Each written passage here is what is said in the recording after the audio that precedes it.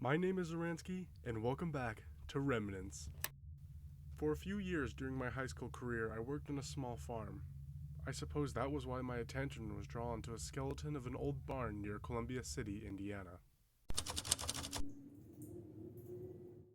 The only concrete information we know is that the barn is owned by Myers Farms Incorporated, which owns 112 acres of surrounding land.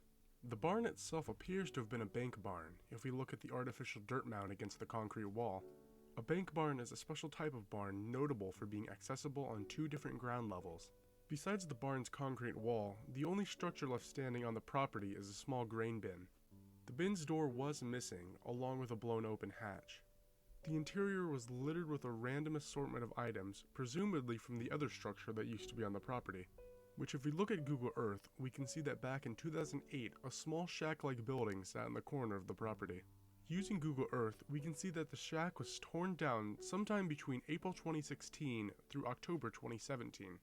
There is also evidence of another structure along the road, but it appeared to be very small, and currently a rusted tiller sits atop it.